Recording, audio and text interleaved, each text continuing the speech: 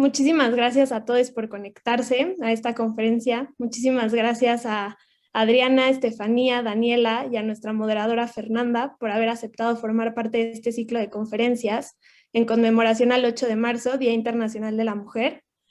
El día de hoy, como lo dice el título de la conferencia, estaremos platicando y escuchando expertas en el tema de algo que en los últimos años ha adquirido más relevancia que nunca, en un lugar donde todas hemos sido víctimas de algún delito, donde la violencia ha adquirido niveles escalofriantes, donde 11 mujeres son asesinadas cada 24 horas y ante un sistema de justicia que parece no tener pies ni cabeza, convirtiendo a México en un país de fosas y cuerpos encontrados todos los días.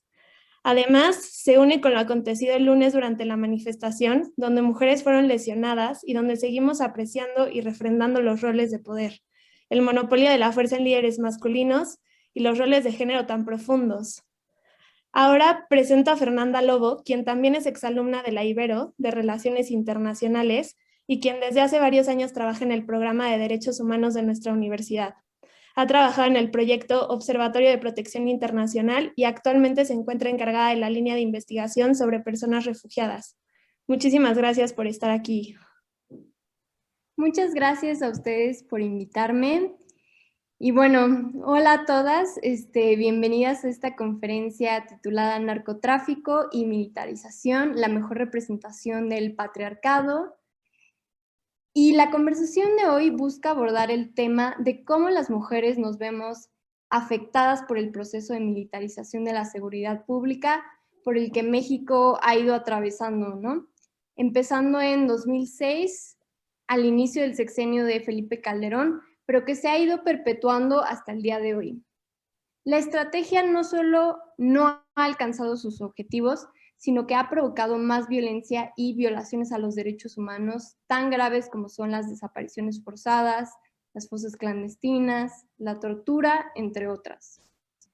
Dentro de los actores que cometen estas violaciones se encuentran autoridades del Estado y grupos del narcotráfico, y muchas veces la distinción entre uno y otro no es tan clara. Todas estas problemáticas afectan directamente y de formas muy particulares a las mujeres. Nuestras compañeras de Data Cívica publicaron un informe para entender los asesinatos de mujeres en México, y parte de las conclusiones es que la militarización tiene un efecto directo en las mujeres y en cómo estas son asesinadas. Incluso para el 8M publicaron algunas cifras, dentro de las cuales destaco una en particular, que es que 6 de cada 10 muertes de mujeres son perpetradas con arma de fuego. Y en estados como Colima y Guanajuato, la cifra es de 8 de cada 10. Estos datos apuntan a que la desmilitarización es fundamental para atender el problema de violencia de género en el país y debe ser una causa del movimiento feminista.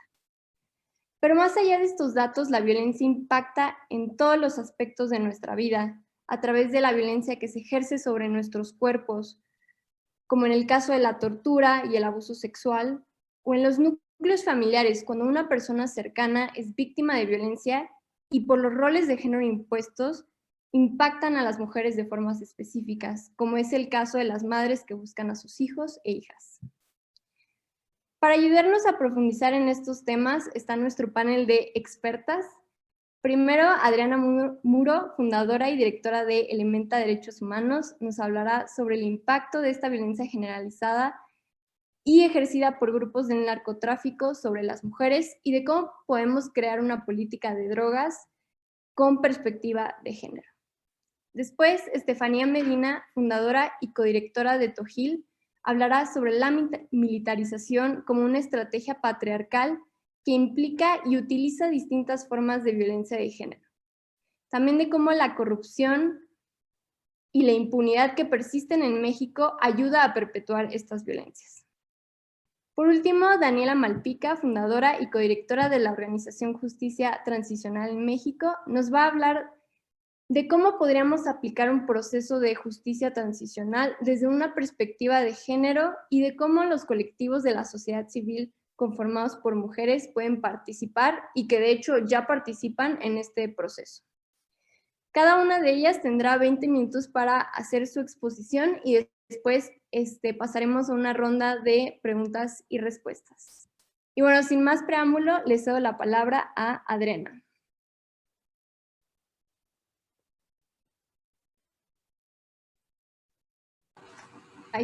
Hola, ¿sí? ¿Me escuchan? Es que me apareció mi por ahí. Buenas tardes a todas y a todos. Muy emocionada de estar acá, muy emocionada de lo que han logrado las alumnas de la Ibero, este cartel toda la semana para hablar de lo que nos duele a las mujeres y de lo que nos afecta. Así que primero quería agradecer la invitación y también decir que estoy muy emocionada. Como exalumna de la Ibero me da mucha tranquilidad y mucha paz ver el papel que las alumnas están teniendo en la universidad y sobre todo desde el Departamento de Derecho, así que muchísimas felicidades. A mí me toca abrir, entonces vengo de estar escuchando 3 horas a las diputadas y a los diputados decir barbaridades sobre la política de drogas y la prohibición, entonces me gustaría hacer una serie de precisiones para hablar sobre política de drogas para después poder aterrizar a lo que afecta la política de drogas vigente a las mujeres y cómo pensarnos una política de drogas distinta. Entonces quisiera empezar por hablar de la prohibición como un sistema de opresión, ¿no? Más allá del narcotráfico, la guerra contra las drogas, todo este contexto surge a partir de que existe una prohibición frente a las sustancias psicoactivas, desde el cultivo, la producción, el tráfico, la comercialización hasta el consumo. Y ese es un sistema de opresión que, como bien sabemos, desde hace varias décadas surge en Estados Unidos, se afianza en la comunidad internacional, creando todo un sistema de tratados internacionales para la prohibición, que si se cumplieran como se cumplen los tratados de derechos humanos, otro gallo cantaría. Y después que ese sistema de prohibición como sistema de opresión aterriza en los estados y aterriza de una forma bastante compleja en los estados como México, países productores, países de tráfico, en donde vemos en el ordenamiento jurídico una serie de normativas que afianzan y fortalecen ese sistema de prohibición.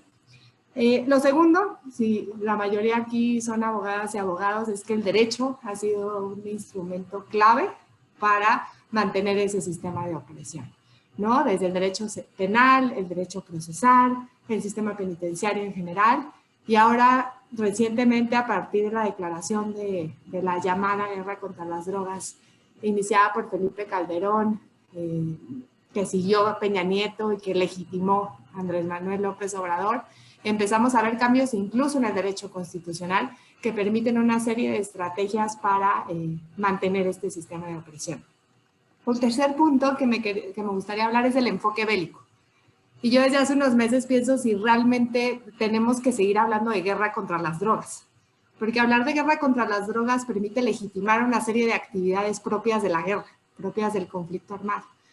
Entonces hemos visto que este enfoque bélico da permiso para utilizar estas herramientas, ¿no? Para utilizar la militarización, para utilizar el derecho penal, para impulsar el tráfico de armas, para la cooperación internacional de Estados Unidos, para impulsar este tráfico de armas, este sistema penal, la militarización, y también para verlo como un tema de control de territorio y de plazas, ¿no? En la medida en que nosotros impulsamos ese enfoque bélico o seguimos hablando de guerra contra las drogas, probablemente también de forma inconsciente seguimos legitimando eso. Entonces creo que eso es algo que a mí me pasa, sigo hablando de guerra contra las drogas, en el evento también lo seguimos haciendo, pero también hay una invitación en la narrativa de cambiar ese enfoque bélico. ¿Por qué también el enfoque bélico? Porque es un negocio, ¿no? Ya recientemente la periodista Penilei Ramírez sacaba un libro increíble sobre las andadas de Genaro García Luna, donde vemos precisamente que la prohibición, el sistema de opresión para unos, se vuelve el negocio para otros, ¿no? El cuarto punto que me gustaría también definir como para ampliar la conversación son las redes de corrupción, ¿no? La prohibición crea y fortalece redes de corrupción.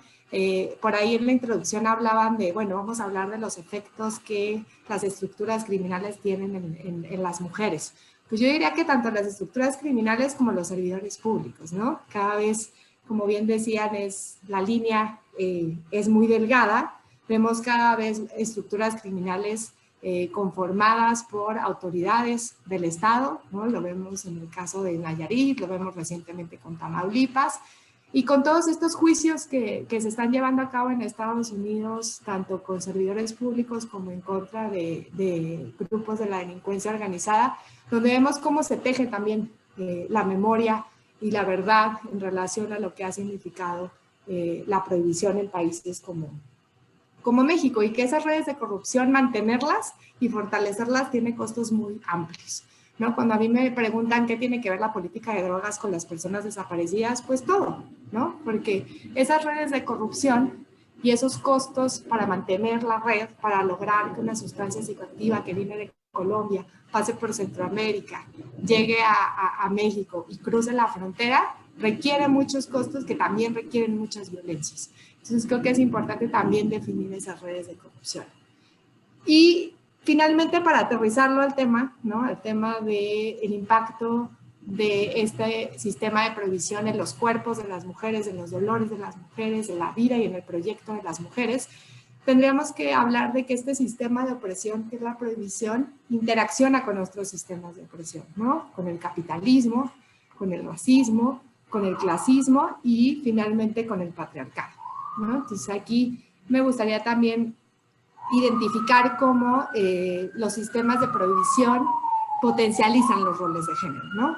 Los roles de género, tanto para hombres como para mujeres, lo que significa la masculinidad, lo que significa la feminidad, ¿no? Vemos que estos órdenes de masculinidad que vemos que ejercen los hombres en la vida cotidiana, bueno, se potencializan al 100 y al 200% cuando pertenecen a estos grupos criminales. Y por otro lado, también hablamos de la instrumentalización de los cuerpos de las mujeres, ¿no? Potencializa el patriarcado y potencializa los efectos de las mujeres. Ojo que a mí también aquí me gusta identificar que también hay grupos de mujeres, lo que pasa es que no está tan visibilizado ni tan estudiado, que también tienen agencia para ser parte de las estructuras criminales, y para cometer violencias y para cometer graves violaciones a derechos humanos. Lo que pasa es que esas mujeres se tienen que masculinizar para poder ser parte de esos grupos de la delincuencia organizada. Pero lo que en general vemos pues es una instrumentalización constante del sistema de opresión, tanto de los grupos criminales como también de las estructuras del Estado. Aquí entonces me gustaría identificar algunos escenarios donde vemos estas consecuencias de las violaciones a derechos humanos y también pensarnos, y también me gustaría escucharles a ustedes en cómo nos podemos pensar una política de drogas con enfoque de género, ¿no? Y eso significaría reconocer este sistema de opresión, su interacción con los otros sistemas y poder buscar o identificar soluciones a corto, mediano y largo plazo. Me gustaría hablar como de 5 efectos que tiene la política de drogas prohibicionista en las mujeres. Algunas han sido muy estudiadas, otras creo que hay todo un campo por explorar, y que ahora en estos procesos de regulación de cannabis que estamos viendo y que las noticias están diciendo que ya regulamos el cannabis y todo va a mejorar, vamos a ver que hay ciertos vicios que se van a seguir manteniendo y que probablemente van a tener efectos en las mujeres. Entonces creo que ahí hay posibilidades muy interesantes a identificar y también a mejorar, ¿no? El primer efecto, me voy a ir del consumo al cultivo, tendría que ver con el uso de drogas, ¿no? El uso de drogas de mujeres está doblemente estigmatizado. ¿Por qué? Por nuestra posibilidad de ser madres, por nuestra posibilidad de embarazarnos, y porque cómo va a ser que una mujer deba o pueda consumir sustancias psicoactivas, ¿no? Creo que ese es un elemento muy interesante. Y en temas de violencias de género, y en machismos, y en acoso, y en todo lo que estamos viendo y viviendo, habría que ver también el papel de las sustancias psicoactivas. Pareciera que es un permiso para los hombres para poder violentarnos, y que también es una forma de revictimizarnos por echarnos la culpa, ¿no? Si un hombre se pasó por haber consumido una sustancia psicoactiva, pues es que no estaba en sus 5 sentidos, ¿verdad? Pero si una mujer es acosada o es abusada sexualmente en una fiesta donde consumió drogas, pues bueno, su culpa por estarse drogando, ¿no? Entonces creo que ahí hay un doble estigma que tenemos que superar, también, y tenemos que identificar, porque ahí precisamente es donde interacciona el patriarcado y el sistema de opresión de la prohibición.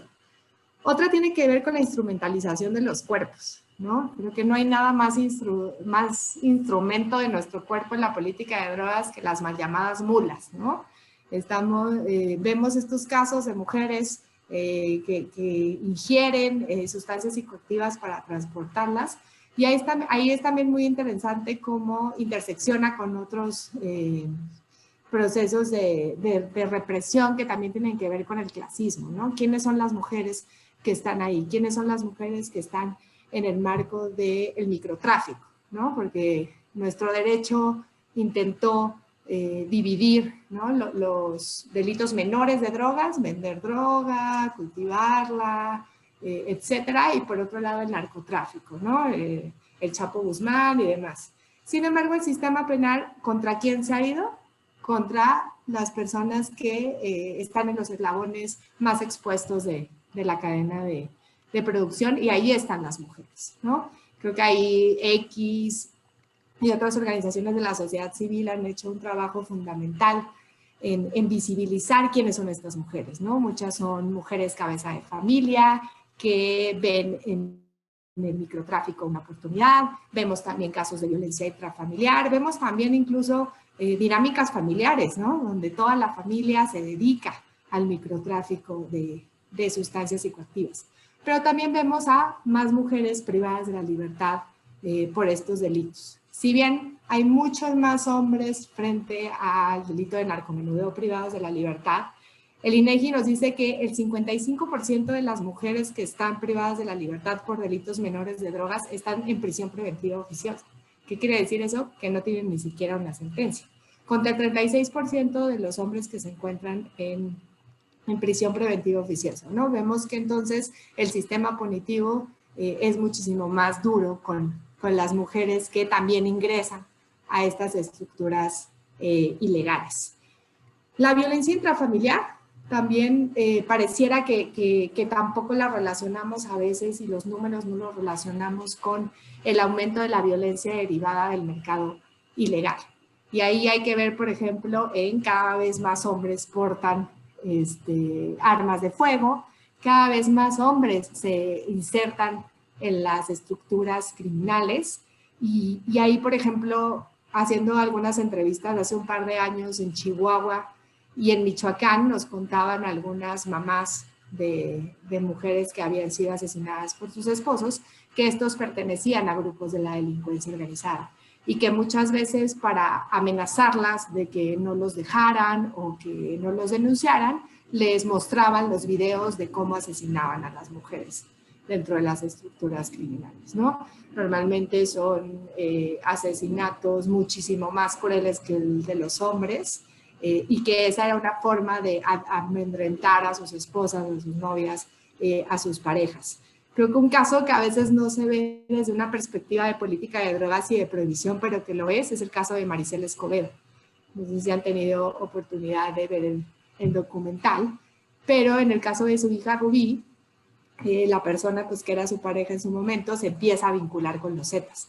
Y en el momento en que se empieza a vincular con los Zetas es donde todo se va complicando mucho más, hasta que asesina a Rubí, y después, posteriormente, con toda esta red de corrupción también, se asesina a Maricela Escobedo a medio centro de Chihuahua, ¿no? Entonces creo que ahí es donde podemos también ir identificando esta relación entre las violencias de género y la política de drogas.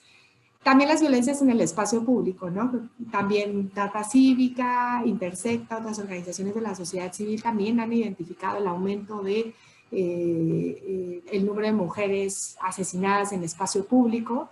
Nosotras, analizándolo con María Salguero, que es esta chica que ha hecho el mapa de feminicidios, súper interesante, haciendo un análisis de prensa, se veía que en los enfrentamientos públicos y en los enfrentamientos entre militares y grupos de la delincuencia organizada, siempre hay fuegos cruzados y siempre hay mujeres acompañando a estos miembros de la delincuencia organizada. Entonces, que mucho de eso tiene que ver también con el aumento de los asesinatos. No es casualidad que Guanajuato, por ejemplo, se haya ido a los primeros lugares de de asesinatos de mujeres al tiempo que crecía la presencia de grupos de la delincuencia organizada y el conflicto que existía entre la Rosa de Lima y Jalisco Nueva Generación, etcétera. Entonces creo que ahí hay un vínculo también importante, y otro que tiene que ver con los feminicidios. El caso de Chihuahua, vuelvo otra vez porque hay casos que a veces no son tan conocidos, nos quedamos con esta idea de campo algodonero, de estos asesinos seriales, nunca supimos quiénes son, pero por ejemplo hay un caso muy interesante que se llama el Arroyo del Navajo, que no sé si lo han oído hablar, pero en el desierto de Ciudad Juárez se encontraron más de 27 cuerpos de mujeres asesinadas, y que se relaciona directamente cuando empezaron los operativos militares y con una red de corrupción que tenían los policías y los grupos criminales para tener una red de trata de personas en el centro de Ciudad Juárez. Entonces también ahí hay una instrumentalización del poder que tienen los hombres en los cuerpos de las mujeres, no solamente para que sirvan como eslabones de la cadena, sino también para potencializar otras violencias en contra de ellas, ¿no? Entonces creo que ahí hay algunos puntos, digo, seguro Estefanía y Dani también hablará como de los efectos que han tenido la prohibición en las familias de personas desaparecidas, etcétera, pero creo que son esos puntos donde creo que hay que poner atención también como para visibilizar los problemas que hay en la violencia de género con los de la política de drogas. ¿Cómo sería una política de drogas con perspectiva de género? Pues yo creo que habría que iniciar por desprendernos del sistema de prohibición, porque a la medida de que abandonemos ese sistema de prohibición, también podemos apostar por un proceso de regulación, pero de regulación efectivo. De nada sirve, como lo que están haciendo en este momento los diputados y las diputadas, aprobar la regulación de cannabis y se va a seguir criminalizando, por ejemplo, la posesión de cannabis.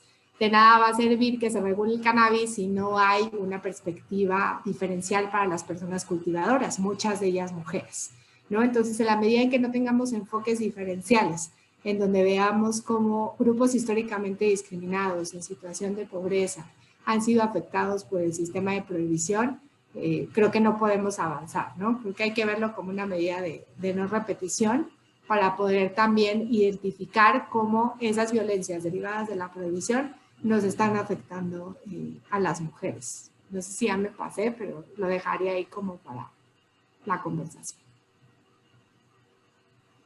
Súper, ¿no? Lo hiciste en muy, muy buen tiempo, casi tiempo exacto. Pero me llama mucho la atención lo que dices sobre la instrumentalización de los cuerpos de las mujeres, ¿no? Porque creo que, y justo yo no lo había pensado como de esta forma, pero sí, o sea, el uso del cuerpo de la mujer, de las mujeres, va más allá como de lo que normalmente pensamos, ¿no? Que es como la violencia sexual, el abuso sexual, sino que se ejerce de distintas maneras.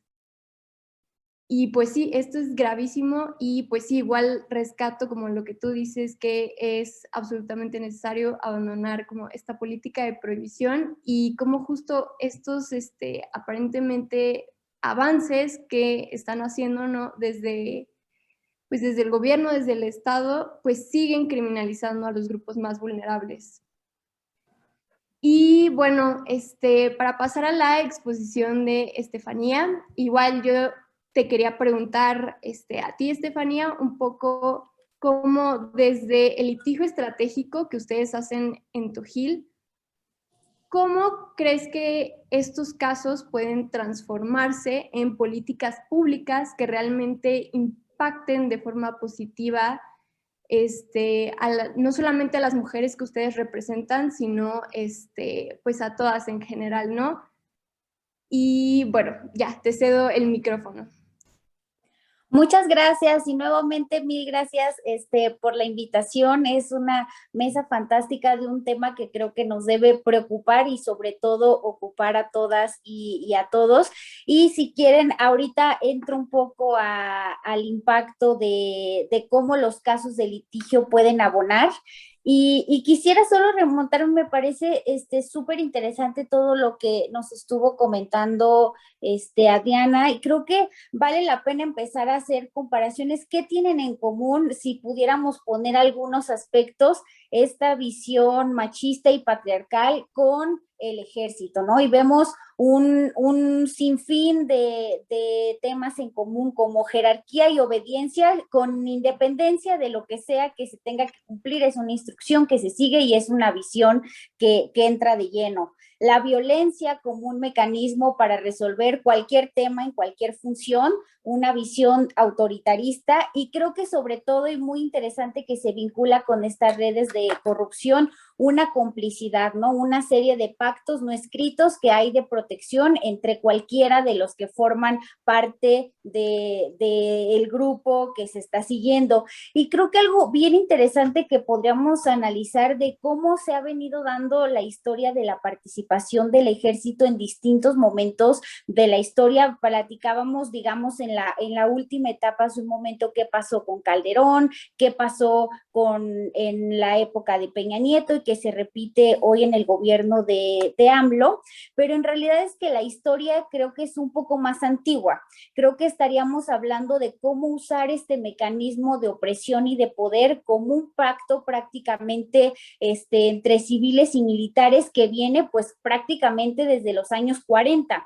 Y creo que eso es súper importante para ir entendiendo cómo es una capacidad, una forma de control y de organización que se ha venido fortaleciendo de manera pues muy dramática en los últimos años, ¿no? Si partimos de esta primera entrega que tenemos del último presidente militar al primero de carácter civil en el 46, en donde vemos está este pacto, ¿no? Las Fuerzas Armadas quedan independientes del Poder Ejecutivo, pero al final van a seguir ahí dotando como de esta fuerza y estabilidad para mantener un sistema de gobierno, una estructura que, como ya comentábamos, pues tiene estas características de regirse por un mecanismo de violencia, de tener una visión jerárquica y básicamente autoritaria en las decisiones.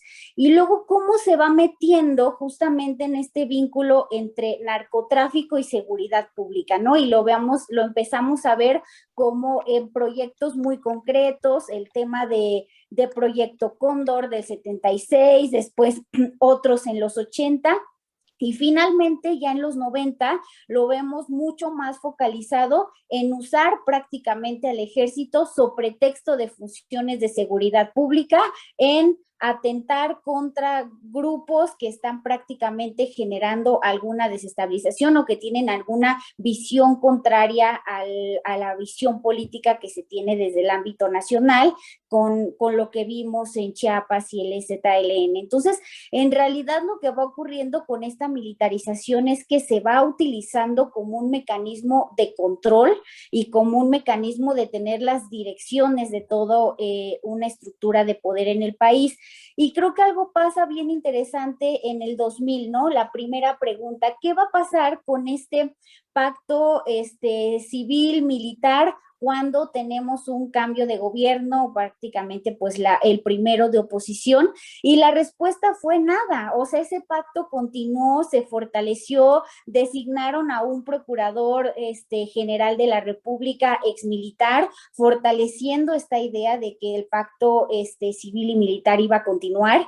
Y lo que nos lleva finalmente a esta llamada, que creo que desafortunada llamada guerra contra las drogas, ¿no? Con Felipe Calderón, que fortalece y ya hace generalizada la participación de las Fuerzas Armadas para labores de seguridad pública completamente vinculadas o su pretexto de un tema de narcotráfico. Entonces, creo que al ver esta historia y un poco lo que me parece muy, muy dramático, muy preocupante, es que durante todas estas participaciones que iban de ciclos de mucho más altos a unos más bajos, todo estaba destinado o más bien soportado en una jurisprudencia del 2000 de la Corte que decía sí pueden participar Fuerzas Armadas en temas de seguridad pública. Pero hoy vemos que este escenario prácticamente, si lo tuviéramos que ver como una línea del tiempo, pues está fuera de control, ¿no? Tenemos prácticamente que toda esta simulación que se hacía para detener, para fortalecer este pacto, se lleva a niveles exacerbados. Prácticamente se crea esta institución de Guardia Nacional, que de guardia no tiene nada, de civil tampoco tiene nada, y que no es más que una fachada para usar y sostener de manera abierta y generalizada a las Fuerzas Armadas en seguridad pública en nuestro país. Entonces, creo que vale la pena tener como ese contexto global como para entender de dónde viene, cómo ha ido creciendo y cómo esa red, lo podríamos decir así, de poder que se ha tomado por parte de las Fuerzas Armadas puede realmente generar un impacto más, pues mucho más grave que el que ya hemos visto a la luz de diversos casos y diversos eventos que han ocurrido. Y creo que lo más preocupante es que ha pasado lo mismo que ocurrió en todas esas épocas. Se dan mayores facultades, mayores atribuciones, y esto viene desde luego acompañado de también mayores recursos, mayores concesiones y totalmente un fortalecimiento institucional de esta organización. ¿Por qué esto debería ser especialmente grave para el caso de las mujeres? Se comentaba hace un momento y creo que son tres principales aspectos, ¿no? Uno, el uso o tener a personas que forman parte de las Fuerzas Armadas en labores de seguridad pública en contacto directo con la ciudadanía, pues genera un riesgo y una preocupación mucho más grave cuando estamos hablando de mujeres, porque se generan ataques mucho más graves, todo lo que hemos visto de tortura en su versión de ataques o de vía sexual, que creo que es algo muy lamentable y que se ha generado y se ha comprobado pues por distintos reportes a lo largo de los años en todos los lugares en donde han estado el ejército realizando estas funciones. Lo que ha ocurrido es mayores ataques de tortura sexual hacia las mujeres. También esta criminalización diferenciada de la que ya se hablaba hace un momento, especialmente cuando se trata de temas de narcotráfico, este impacto de las mujeres que tienen o que sufren la pérdida o la desaparición de hijos familiares y que genera todavía un seguimiento, una búsqueda, una prorrogación de esta calidad, digamos, de víctima indirecta a lo largo de toda la incertidumbre y lo que va pasando por este procedimiento. Y creo que lo más preocupante es también el problema de impunidad de todos estos casos. Es decir, aquí sí, en términos generales, hoy tenemos en el país un problema de impunidad gravísimo para todos los delitos, por redes de corrupción, por incompetencia, por falta de institucionalización de nuestras fiscalías, y eso ocurre en todos los casos. Esto se ve mucho más agravado en casos contra mujeres, porque prácticamente las mujeres pues tienen un sinfín de barreras mucho más amplias que enfrentar cuando llegan a un procedimiento penal, desde el machismo y la actitud que se tiene por parte de los servidores públicos, que se les exige que tengan prácticamente mayores estándares o requisitos para tan siquiera iniciar una investigación o dar un puntual seguimiento, y toda la serie de discriminaciones que va ocurriendo a lo largo y ancho del procedimiento que lo hacen básicamente un obstáculo. Entonces tienes por un lado a una víctima en una situación doble de vulnerabilidad hacia el sistema de justicia, y tienes por el otro lado a un sujeto activo que es un militar que tiene lo opuesto, tiene un esquema y una red de complicidades mucho más amplia, tiene un poder y un soporte del Estado, y entonces vemos totalmente un desequilibrio ante el sistema de justicia que hace todavía mucho mayor y agrava ya las problemáticas de impunidad que tenemos y que sufrimos en general en nuestro país. Entonces, creo que esos aspectos pues realmente nos llevan a un a un escenario bastante preocupante y que nos hace pensar cómo este crecimiento que estamos viendo y esta ampliación de la militarización, me atrevería a decir, ya ni siquiera de manera discreta o a través de mecanismos artificiosos o simuladores, sino que ya a través de la aplicación de un mecanismo muy directo en el que además se les dota de recursos para generar construcciones, para generar contrataciones que puedan sortear los temas de licitación pública. Todo esto lo que hace es fortalecer a una institución que se caracteriza pues por tener este impacto negativo ante la ciudadanía y especialmente para las mujeres, y por el otro lado pareciera que no estamos haciendo nada distinto, diferenciado para atender este problema de impunidad. Entonces, creo que hasta ahí veo como los puntos en los que principalmente valdría la pena tener preocupaciones, pero creo que también es muy importante pasar a qué podemos hacer desde las soluciones, y regreso un poquito al tema de litigio estratégico. Más que litigios en casos de violencia contra las mujeres, por ejemplo, desde Tojil lo que hemos impulsado mucho es cómo lograr que en casos de delitos que afectan no solo a una persona, sino a toda la ciudadanía, se comentaba hace rato muy acertadamente, ¿qué pasa cuando, por ejemplo, los actos de corrupción develan que hay una red de servidores públicos que realmente permite que ocurran todas estas irregularidades y que al final no tenga una sanción, no tenga ni siquiera un esclarecimiento de los hechos? ¿Quiénes somos las víctimas de esos hechos, ¿no? Cuando hay una red grande de corrupción de servidores públicos que impide que se sancione temas de delincuencia organizada, que se cometan asesinatos y que queden completamente en impunidad, ¿quiénes son las víctimas? Y desde Tojil, pues la visión ha sido entender que las víctimas, además de las que directamente sufren estos actos, mujeres que sufren violencia, tortura sexual, los homicidios, desaparecidos, además de esas víctimas directas, la verdad es que este debilitamiento institucional y estas redes de corrupción nos convierten a todos los ciudadanos en víctimas de estos casos. Y desde esa visión, lo que hemos impulsado es lograr una legitimación procesal para que podamos, organizaciones sociales, tener un papel combativo en procedimientos penales, especialmente vinculados a casos de corrupción. Y bueno, el último caso que le dimos un giro diferente, todos recordarán lo que pasó apenas hace algunos, ya prácticamente unos meses, pero en este año, la detención primero el año pasado del general Cienfuegos en Estados Unidos, posteriormente se logra que sea liberado por autoridades estadounidenses y traídos a México. Y lo que generamos aquí fue, ante la declaratoria o la determinación del no ejercicio de la acción penal que se generó por parte de la Fiscalía, interpusimos una controversia que pudiera detonar un debate ante el juez de control para, más allá de definir si el general era culpable o no, pues definir que los ciudadanos pueden tener una participación dentro de ese procedimiento penal y controvertir un caso que simple y sencillamente se cierra sin que nadie haya podido tener o ver o dar más conocimiento del expediente. Y en este caso los delitos no eran técnicamente de corrupción, pero estábamos hablando de lavado de dinero y delincuencia organizada básicamente, y creo que también narcotráfico eran por los cuales se generó su investigación en México. El juez cerró la puerta en esta primera solicitud de audiencia, que es el mecanismo que está previsto para controvertir los no ejercicios de la acción penal.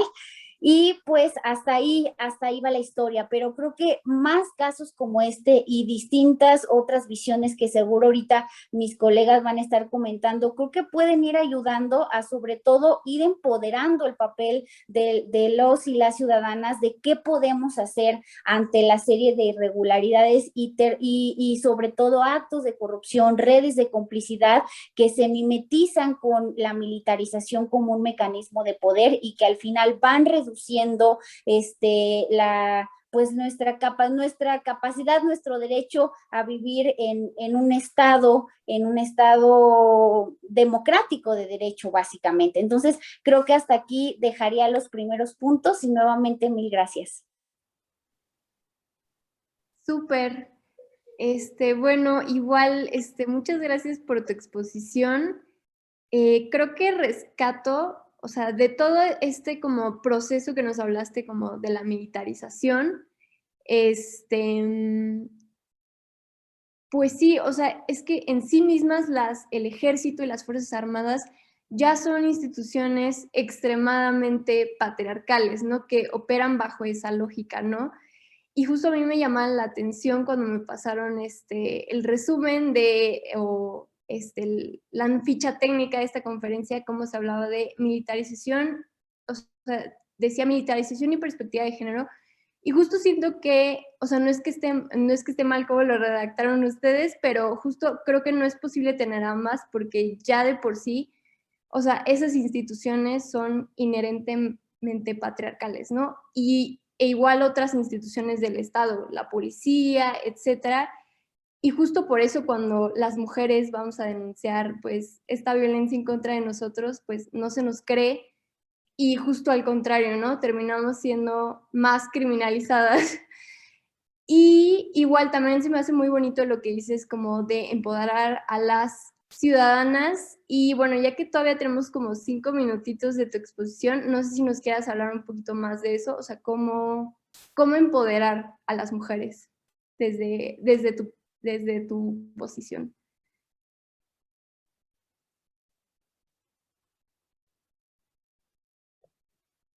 ¿Le podrían abrir el micrófono a Estefanía? Por favor.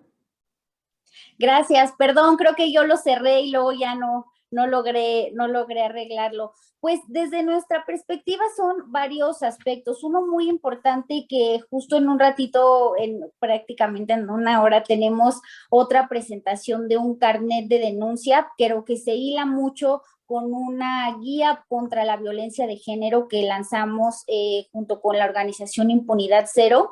Ahí lo que hicimos fue identificar 10 puntos en los que estrictamente o más regularmente ocurrían temas de violencia y de revictimización ya ante los ministerios públicos. Es decir, desde la denuncia empezamos a identificar cómo cuando llega y se presenta una denuncia, para empezar, no se le cree, se hacen justificaciones o se señalan por qué razones no debería de tener una sanción. Ahí es donde empezamos a ver este pacto y esta complicidad de como reglas no escritas, en donde desde que se denuncia hay una barrera completamente para avanzar a un procedimiento. Después el procedimiento se vuelve haciendo cada vez mucho más tortuoso, específicamente tratándose de delitos sexuales, de realización oculta, en donde se le exige a las víctimas que tenga prácticamente que abordar aportar todas las evidencias de manera sumamente completa y exhaustiva. Se pone entredicho su relato cuando se está señalando, se le exige que lleven testigos y todo esto se vuelve una barrera para nuevamente identificar, esclarecer los hechos y saber qué fue lo que ocurrió. Una vez que a veces se brinca todo este procedimiento, nuevamente vemos otra serie de problemáticas también ante los jueces cuando se acude, y esto pasa de los dos lados, ¿no? Tanto cuando se es víctima o cuando se es imputada, la visión que se tiene machista, que premian prácticamente servidores públicos, ya sean a veces hombres o mujeres que desarrollan esta labor, se va cometiendo en una barrera. Entonces, lo que busca esta guía, que es, digamos, la primera que tenemos, es poner estos puntos, detallarlos, pero explicarles también a las mujeres cuáles son los mecanismos que pueden ejercer. Primero, que se informen y que sepan que eso que se le está diciendo es una irregularidad. Segundo, que puedan saber qué es el mecanismo, cuál es la actividad que se puede desarrollar para controvertir esos actos y acompañarles dentro del procedimiento. Entonces, esa guía, y que va acompañada en el otro caso de este carnet, que es como ayudar a dar un seguimiento, ¿no? Ir llevando como de la mano qué debería de pasar y qué debería estar ocurriendo en cada parte del procedimiento. Entonces, creo que eso es sumamente importante. Lo segundo, que no solo en género, sino en toda esta interseccionalidad que se da por la problemática de los casos de corrupción. Tenemos que empezar a realmente romper esas grandes redes de corrupción que existen, no solo en general en todo el servicio público, sino especialmente las redes que tenemos operando en ministerios públicos y las policías, porque resulta absurdo que pensemos que nuestro sistema de justicia penal va a resolver cualquier cosa cuando las personas que están ahí y están a cargo de los temas son los primeros que no tienen mayor empacho en pedirte dinero para unas copias que son un derecho, que si no es a punta de mordidas los casos verdaderamente no avanzas y que basta que el contrario se acerque y ofrezca cualquier cantidad de dinero para que tu caso quede muerto o abierto. Entonces, si no empezamos por limpiar esas instituciones, se vuelven, me parece que lejos de instituciones de procuración de justicia, se vuelven instituciones de procuración de impunidad y hasta de terror, porque el que está del otro lado del acto corrupto, pues lo único que hace es sufrir las consecuencias de que al final de cuentas tú sí puedes acabar o muerta si es que no te imponen una medida de protección o no se generan los mecanismos para resolver el conflicto, o en su caso puedes acabar incluso tú siendo el acusado cuando eras la víctima de un delito. Entonces creo que verdaderamente ponerle foco a esa ruptura de redes de corrupción dentro de nuestro sistema de justicia es urgente y apremiante, y que se relaciona mucho con el problema de militarización y acceso a la justicia, porque si no tenemos un arbitraje o no vamos a llegar a un punto de partida donde se resuelva conforme a la ley, verdaderamente no vamos a poder tener un resultado distinto. Sí, o sea, totalmente. Desgraciadamente, la revictimización en la búsqueda de justicia es constante y sí se me hace muy, muy grave. Muchas gracias por contestarme la pregunta. Y bueno, ahora también les recuerdo a todas las asistentes a la conferencia que pueden poner sus preguntas por el chat de Zoom y las organizadoras me las harán llegar. Y bueno, ahora para pasar con nuestra siguiente panelista, Daniela, igual yo te tenía como una pregunta un poco sobre cómo un proceso de justicia transicional puede ayudar a combatir las causas estructurales de la violencia de género, o cómo abordaría un proceso de justicia transicional estas causas. Y ya, te cedo la palabra.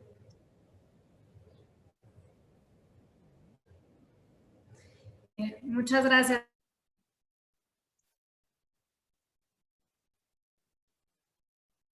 Repetir tu pregunta. ¿Eso JT puede revertir las de...? No, un poco como un proceso de justicia transicional puede abordar o aborda las causas estructurales de la violencia de género. Buenísimo. Bueno, primero que nada, pues muchas gracias por la invitación y por este espacio. Me parece un ejercicio bien importante el ir tejiendo redes entre alumnas, alumnos y exalumnas. Entonces, pues gracias, y además abordando temas bien importantes y actuales en el país, que además deben de tener una mirada desde la perspectiva de género. Les pido por ahí, porque he tenido el internet el día de hoy, que si me trabo o cualquier cosa me avisen para apagar mi video y pues nada más me escucharan, ¿no? Para abordar tu pregunta, Fer, creo que lo primero sería platicarles un poquito qué es la justicia transicional, que todos podamos tener las bases de qué es lo que estamos hablando, en qué contextos se aplica o se ha aplicado tradicionalmente, y los contextos en los que se ha tratado de aplicar hoy en día, entre los que se encuentra pues el caso mexicano, cuáles son sus fuentes, cuáles son los pilares, dentro de estos pilares cuáles son los mecanismos que se han utilizado tradicionalmente para lograr garantizar el ejercicio de estos derechos. De ahí pasar a explicar cuál es la perspectiva de género desde la justicia transicional y la crítica de género que hay dentro de esta rama del derecho internacional. Y por último, hablar de algunos casos relevantes, ¿no? Que creo que es importante retomar. Entonces, pues comienzo. ¿Qué es la justicia internacional? Pues son una serie de procesos y mecanismos que han sido utilizados por países cuando se encuentran transicionando de una época de conflicto o de una dictadura o de violencias exacerbadas, cuando no les queremos llevar conflicto, como en el caso de México, hacia un tiempo de paz. Y básicamente estos procesos y estos mecanismos tienen un objetivo muy concreto, ¿no? El primero es atender las violaciones masivas y graves a derechos humanos, es decir, qué sucede cuando estamos en un contexto en el que no son, las violaciones graves a derechos humanos no son una excepción, sino son el pan de todos los días, ¿no? Que creo que es el caso de México, con más de 80,000 desaparecidos reconocidos oficialmente, cuando hablamos de más de 280,000 personas muertas en los últimos 15 años, más de 30,000 casos de tortura documentados, más de 300,000 personas desplazadas forzosamente en el país, ¿no? Tratan de responder entonces a la masividad de violaciones graves a derechos humanos. Y la segunda es tratar justamente, como decía Estefanía, de dar un esquema para romper con estos pactos de impunidad, ¿no? Reconociendo que estos ocurren dentro de un sistema en el que se han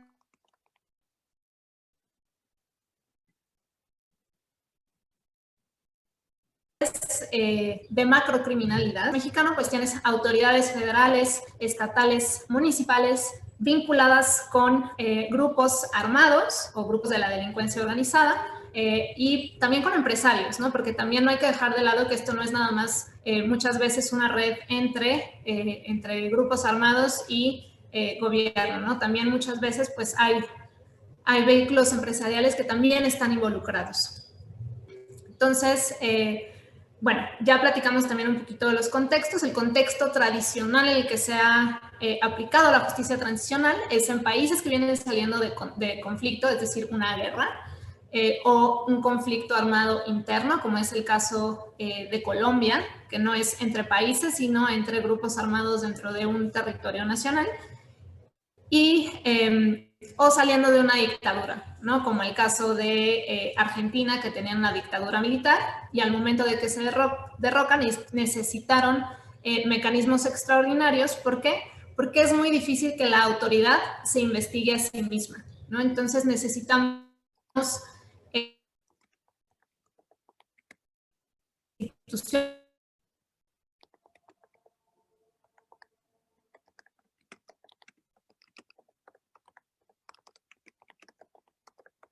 que estén viendo por cumplir con esta tarea, ¿no? Que es uno de los problemas que también mencionaban tanto como vamos en las graves violaciones que están cometiendo, ¿no? O si existe esta red y esta complicidad, logren investigarse entre sí. Bueno, me estoy cortando, ¿verdad? Un poquito. Ahorita ya te escuchábamos bien, pero sí hace rato se cortó. Ok. Voy a quitar mi video para ver si me escuchan mejor. Bueno, de aquí creo que es importante mencionar las fuentes, dado que estamos en un seminario de Derecho, las fuentes de la justicia transicional, que son 4, ¿no? El derecho penal internacional, el derecho internacional humanitario, el derecho internacional de los derechos humanos y el derecho de los refugiados, ¿no? Y hablar un poquito también de cada uno de los pilares. Son 5 pilares hoy en día: verdad, memoria, justicia, reparación y garantías de no repetición. Para tratar de acercar, bueno, otra de las cuestiones principales de la justicia transicional es que las víctimas directas e indirectas y pues también la sociedad en general estén al centro de las políticas de los mecanismos de justicia transicional. Entonces, para tratar de acercarnos a la verdad, tradicionalmente se han tratado, se han utilizado comisiones de la verdad, ¿no? Como en el caso de Argentina, que se creó una Comisión Nacional de Búsqueda de Personas Desaparecidas. En el caso de Sudáfrica tenemos la Comisión para la Reconciliación, en Sudáfrica. Y lo que buscan no es tratar de encontrar una verdad judicial con los estándares probatorios judiciales, ¿no? Tratan de encontrar, dar un espacio para que las víctimas puedan expresar y puedan narrar qué es lo que ha estado sucediendo y tratar de encontrar cuáles son las causas estructurales, es decir, cuál es el caldo de cultivo que ha logrado que todas estas atrocidades se cometan, ¿no? Que por lo general tienen que ver con falta de oportunidades, con la desigualdad, con un Estado de Derecho extremadamente débil, como el que tenemos hoy en día, y en el que se han establecido vínculos o redes de impunidad, ¿no? En México sabemos que es un caso de redes de macrocriminalidad. Para el caso de la justicia, ha habido varios vehículos para tratar de acceder a la justicia.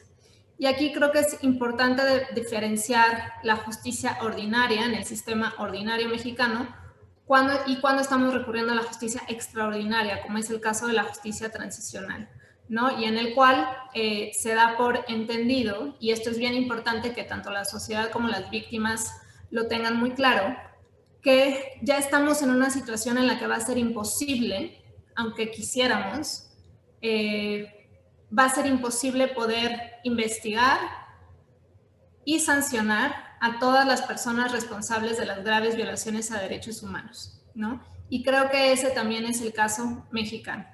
Hay algunos estudios comparativos y análisis hechos tanto por medios periodísticos como de la academia, en los cuales si tomáramos únicamente los homicidios de los últimos 10 años y dirigiéramos todos los recursos de los ministerios públicos a resolverlos, tardaríamos alrededor de 129 años en poder procesar y sancionar a todas estas personas, ¿no? Entonces, es reconocer que ya estamos ante un Estado de alguna manera fallido, ¿no? Entonces, se busca una priorización de casos y la persecución de los máximos responsables, ¿no? Para tratar de acercar a las víctimas y a la sociedad a la justicia. Algunos de los vehículos que se han utilizado pues son los tribunales especiales, son los tribunales híbridos o la Corte Penal Internacional. Actualmente, de hecho, en México, varias organizaciones de la sociedad civil han estado enviando comunicaciones a la Corte Penal Internacional para tratar de que precisamente abra un examen preliminar e investigue lo que está sucediendo en México. Para el tema de la reparación se crean mecanismos o comisiones de atención a víctimas como la que tenemos acá en México. El problema es que acá se copió el modelo colombiano sin copiar o sin implementar más bien el resto de los mecanismos. Tiene un catálogo muy amplio de delitos y de violaciones graves a derechos humanos y sobre todo no tiene un plan administrativo de reparación a víctimas, ¿no? Que esto también es importante porque en el sistema ordinario la reparación integral podría abarcar muchos más aspectos o podría ser mucho más amplia. Dentro de la justicia transicional, al responder a una masividad de víctimas, y voy a poner el ejemplo de Perú, en el cual trataron de sacar un promedio de las sentencias de la Corte Interamericana para las personas desaparecidas, ¿no? Las sentencias. Se dieron cuenta que las sentencias iban entre los $100,000 a los $200,000 por familia, ni siquiera era por persona. Sacaron el promedio en $150,000 y al voltear a ver los resultados de la Comisión de la Verdad y ver que eran 69,000 familias víctimas de desaparición, el pago nada más a esas víctimas de desaparición era más que todo el Producto Interno Bruto del país, ¿no? Entonces, por eso se recurren a los programas administrativos de reparación. Y finalmente, las garantías de no repetición, que son todos los cambios institucionales, culturales y educativos que se requieren para tratar de revertir esta situación, ¿no? Y aquí viene desde el fortalecimiento de las instituciones, el Poder Judicial, la reforma que hablaba Adriana, ¿no? La reforma para la regulación, que tenga una perspectiva de derechos humanos, que incluya la perspectiva de género, que tenga un enfoque restaurativo, la reforma policial, la fiscalía que sirva y un largo etcétera, ¿no? ¿Cómo fortalecemos nuestras instituciones para que esto no vuelva a suceder? Y bueno, una de las principales críticas a todo el sistema de justicia transicional, como bien sabemos, es que los roles y los estereotipos de género crean estructuras de poder que afectan desproporcionalmente a las mujeres y crean las condiciones necesarias para que padezcamos tanto violencia como discriminación. Y en los casos de conflicto, postconflicto, de un régimen dictatorial o de violencia exacerbada, como es el caso de México, esta situación se exacerba, es decir, se incrementa y los efectos tienen una potenciación para las mujeres, ¿no? Entonces, desde una perspectiva feminista, la misma crítica que hay para el derecho internacional de los derechos humanos y para el derecho en general es que al momento de ser creada, esta nunca incluyó la perspectiva y las vivencias de las mujeres. Por lo tanto, tenían un defecto de origen para poder resolver nuestros problemas por medio de estos mecanismos, ¿no? Algunas de estas problemáticas principales, pues, es el uso de las mujeres como arma de guerra durante los conflictos, es decir, las mujeres somos utilizadas como un arma para atacar a los demás, ¿no? En el caso mexicano, por lo menos en Michoacán, y Adriana mencionaba un caso, por ejemplo, de redes de trata, es un claro caso en el que las mujeres estamos siendo utilizadas como arma de guerra, ¿no? Utilizadas para beneficio de uno de los grupos. Tenemos casos de todas las niñas que están siendo desaparecidas, probablemente para fines de trata, y estos fines es para dar tanto servicio sexual a los integrantes de los grupos de la delincuencia, como también para financiar sus operaciones. Y otro de los casos es la cadena de extorsión, ¿no? Cuando una persona que tiene un campo de aguacates no quiere pagar una extorsión de 12,000 pesos, la consecuencia no es directamente con el hombre a cargo de ese o el propietario de ese rancho, sino contra las hijas o la esposa, ¿no? Y la consecuencia, la mayoría de las veces, es un ataque sexual o el asesinato en condiciones similares a las de los feminicidios, pero que el contexto es distinto, ¿no? No podemos hablar del mismo tipo de violencia en una situación ordinaria, a pesar de que parezca que son similares.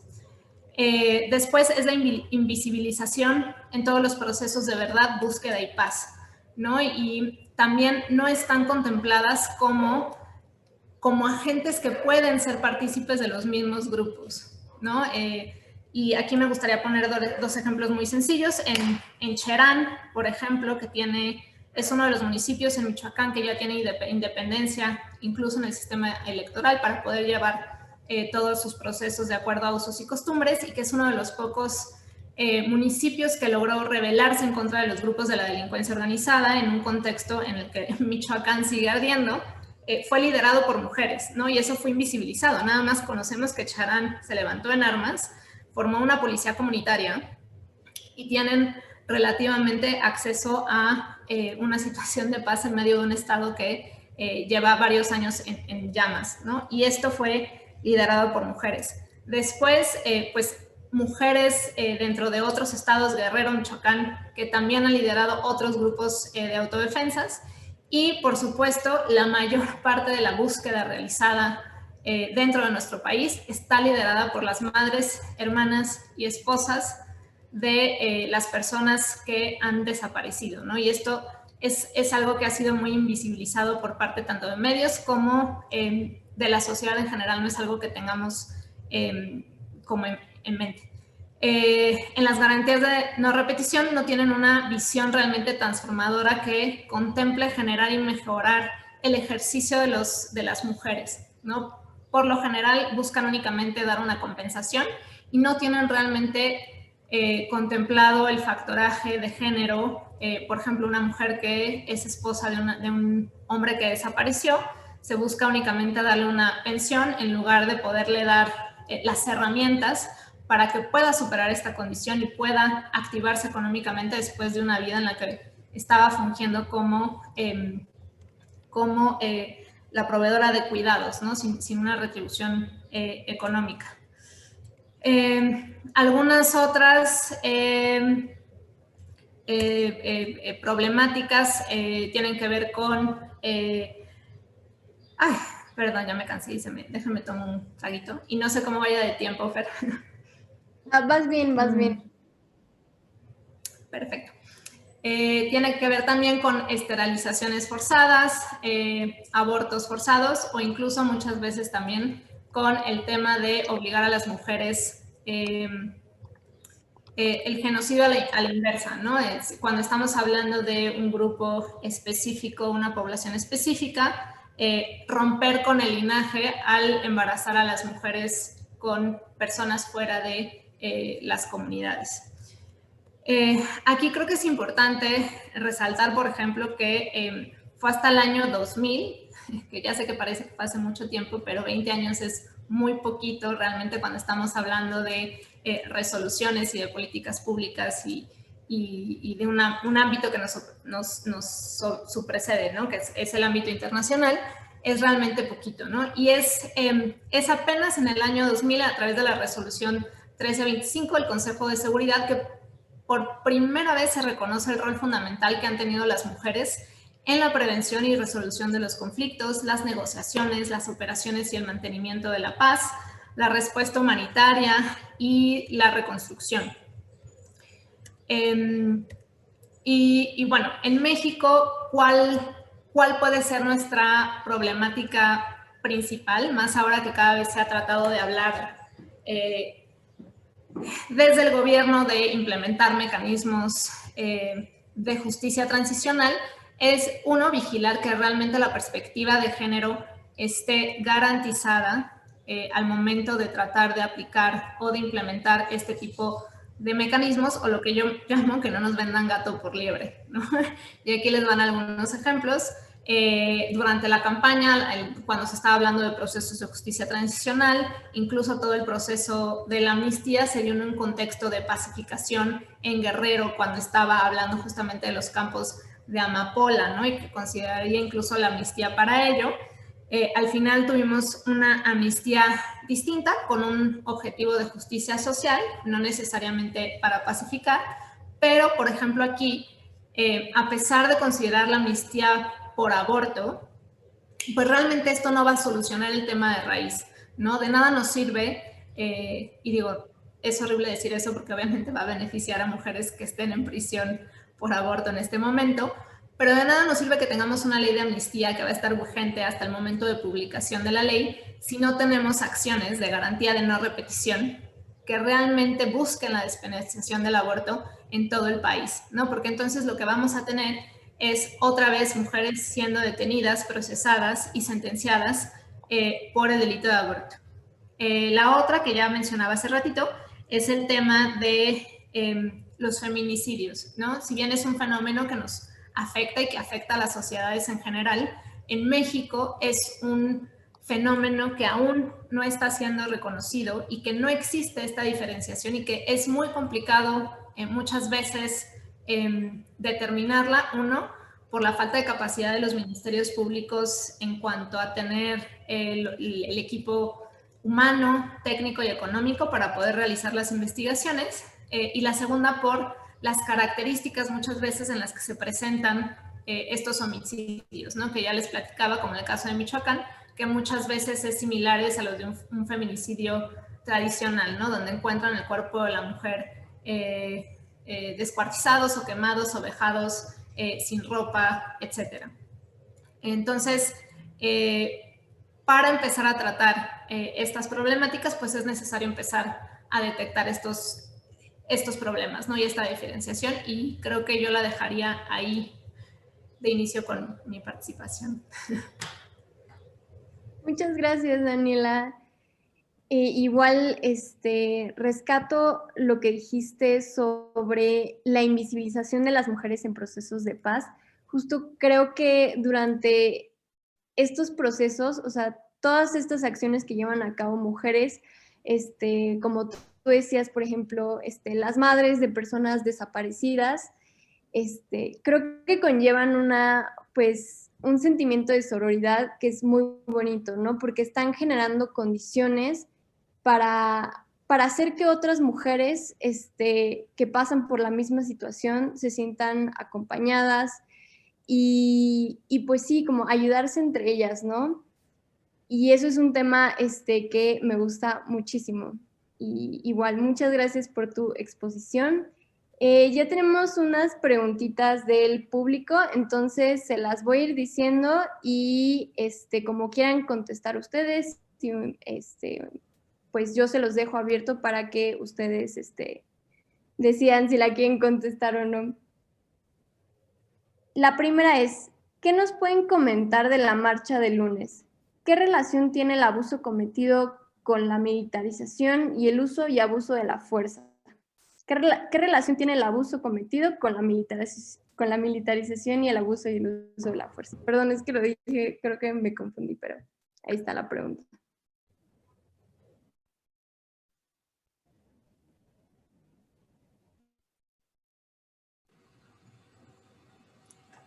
¿Qué más, Dani? Pues yo creo que no necesariamente está relacionado con la militarización, yo creería que está relacionado con precisamente el uso excesivo de la fuerza, ¿no? Creo que al final de cuentas también es una posición política que está teniendo el presidente actual, que lo veíamos en otros sexenios, pero que pareciera que hoy somos sus enemigas, ¿no? Lo ves, hay ahí como en primer lugar un tema de vernos como oposición, pero no vernos como movimientos y como un grupo que ha sufrido diferentes tipos de violencias. Creo que también la figura de la policía es muy interesante y la figura de las policías mujeres, ¿no? Porque nos vendieron esta idea de las Ateneas, y a mí me parece como muy peligroso y muy doloroso, ¿no? No pude ir a la marcha, pero la monitoreé y me dolió toda la tarde el corazón verla, porque de alguna u otra forma también el Estado patriarcal decidió ponernos también en confrontación a las mujeres con las policías mujeres, ¿no? Y creo que el uso excesivo de la fuerza también tiene un impacto diferenciado en nuestros cuerpos y en nuestros movimientos y las provocaciones que hay al respecto, ¿no? Creo que tiene que ver más con la posición del Estado y con la utilización de la fuerza para contrarrestar una protesta social, ¿no? También hay ahí un tema de proporcionalidad. Está este gobierno y el gobierno de la Ciudad de México, no nos olvidemos también de las competencias. Hay un interés por proteger los monumentos, por proteger las paredes, por protegernos a nosotras de la violencia, también como un tema muy paternalista, ¿no? Las mujeres no podemos echar fuego, no podemos pintar y no podemos destruir, ¿no? Y creo que eso también invisibiliza mucho las causas, ¿no? ¿Quiénes son las mujeres que están pintando, que están criminalizando? Y también quiénes son las mujeres policías que están detrás, ¿no? Y esa confrontación, no sé si necesariamente tiene que ver con el clima de militarización, pero sí tiene que ver con el clima de represión por parte del Estado, pero el Estado también paternalista, ¿no? El Estado que nos busca proteger a las mujeres, pero en vez de, justo lo que decía Estefanía, ¿no? Poder tener un ministerio público que nos acepte las denuncias, puede ser escuchadas, no puede dejar de ser revictimizadas. Bueno, vemos que la proporcionalidad y las prioridades del gobierno está haciendo otra, ¿no? Porque es más desde un punto de vista de mantener ese enfoque patriarcal, diría yo, más allá de la militarización. No sé qué opinan las demás. A mí me gustaría solo adicionar un punto a lo que bien se comentaba en el concepto de seguridad nacional. creo que algo que hemos estado escuchando recurrentemente y que de igual forma le di sobre todo monitoreo y seguimiento en medios, cómo esta parte cuando tuvimos este debate de si había francotiradores, si eran encargados de únicamente aniquilar y bajar unos drones, el argumento, si se fijan, es que Palacio Nacional es un lugar que está protegido en términos de seguridad nacional y por ello implica el uso de otra fuerza. Ese fue como que el primer tinte que notaría. Y el segundo, también para la protección de Palacio, el uso o la implementación de un grupo de mujeres policías de la policía militar, militar. Entonces, yo haría ese apunte porque creo que entiendo lo que coincido con lo que se decía hace un momento, es un tono y es una dimensión política, pero creo que tendríamos que ser especialmente cuidadosos en estos días en qué se va a entender por seguridad nacional o no, y cuáles van a ser al fin de cuentas los alcances de este tipo de manejo. O sea, creo que me parece pues muy peligroso que sobre pretexto de una protección de seguridad nacional, eso se vaya a entender como que hay mecanismos de legitimidad para usar cualquier mecanismo, cualquier uso excesivo de la fuerza contra una propuesta, más bien una protesta legítima como la del movimiento feminista. Entonces, creo que a mí esos dos elementos me encienden alarmas de cuál puede ser el manejo y el mal uso, que ya se ha dado ese concepto para otras cosas como contrataciones públicas, como para meter seguridad nacional con seguridad pública, y creo que empezar a usar el concepto seguridad nacional para confrontarlo con la lucha feminista puede ser muy peligroso y puede generar todavía un incremento mucho más grave de la violencia. Creo que a mí me gustaría retomar un poco o sumar a lo que ya dijeron mis compañeras, pues las causas, ¿no? ¿Cuál es la relación con la militarización? Más allá de que sean militares, porque no fueron los militares los que estaban ahí, como bien dice Adriana, pues era policía de la Ciudad de México, pero lo que tienen en común es la impunidad, ¿no? La impunidad, primero, es la exigencia de las mujeres que salimos a protestar, ¿no? ¿Dónde está el aparato de justicia al momento en que nosotras sufrimos una agresión? Y la segunda es, ¿dónde está la justicia ante estos abusos de la autoridad, ¿no? ¿Quién investiga a la policía después de que hubo un abuso de la fuerza como lo hubo el viernes, ¿no? Y es un poco lo que creo que tiene en común también con los procesos de justicia tradicional, lo que decía Estefanía. No vamos a romper con esos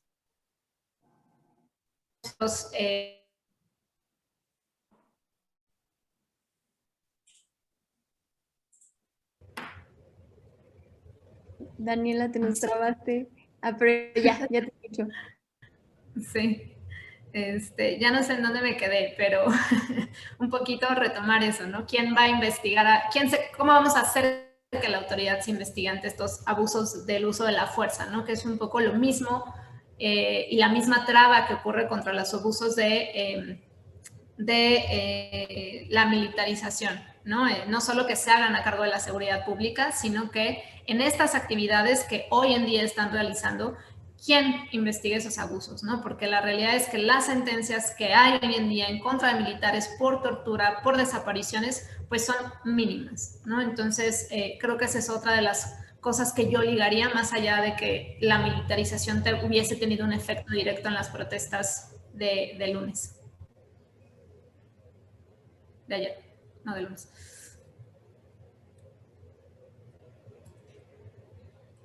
Bueno, muchas gracias por sus respuestas. Creo que tenemos personas que tienen la manita levantada y que quieren hablar. Entonces, si las organizadoras les pueden desbloquear su micro para que hablen.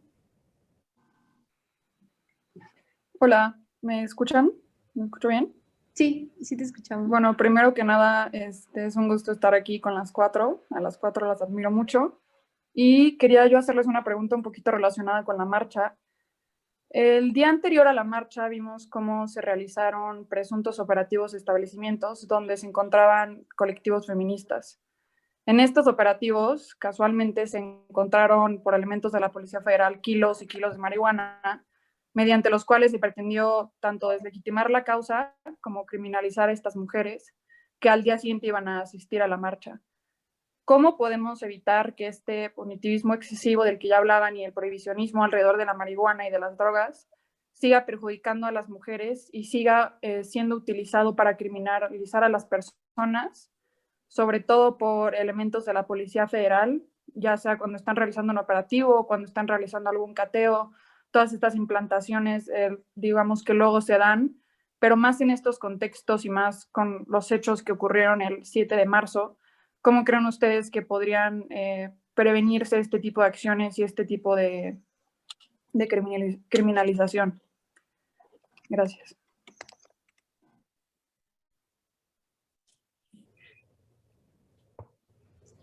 Bueno, si quieren, empiezo con un breve comentario y muchas gracias. Creo que es un punto súper importante y yo me atrevería a decir no solo de lo que se encontró en términos de vínculos a los kilos y kilos de marihuana. A mí la verdad me pareció no sé si ustedes lo vieron de esa forma, pero las imágenes que por lo menos mostraba incluso la Fiscalía de cateos que se habían realizado, donde de verdad era ridículo que alguien, o sea, ni siquiera entiendo cómo un juez que de verdad no concede un cateo para ir a investigar el lugar donde se pudo haber cometido un feminicidio, sí concede un cateo para entrar a un lugar donde literal había 3 palos y 3 piedras. Entonces, creo que ese tipo de casos que a mí me pareció como un uso completamente desproporcionado de la fuerza del Estado, del poder de la investigación para deslegitimar, para sembrar miedo, para invitar a no acudir a estas protestas. Creo que ese tipo de casos en estos momentos,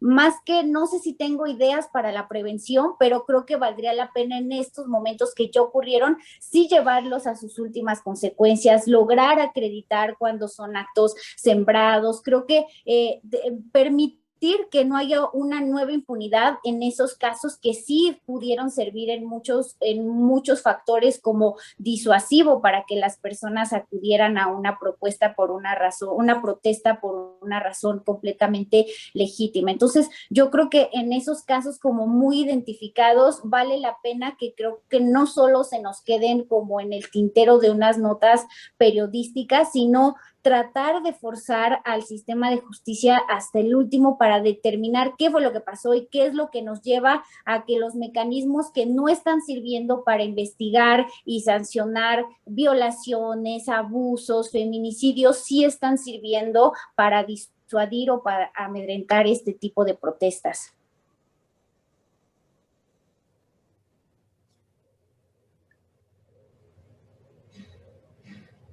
Pues mira, yo creo que lo que pasó ese día es un ejemplo también de las consecuencias del ordenamiento jurídico en materia de política de drogas. Creo que ejemplifica muy bien la forma en la que se criminaliza movimientos como el feminista, como el indígena, como el de la defensa de los territorios.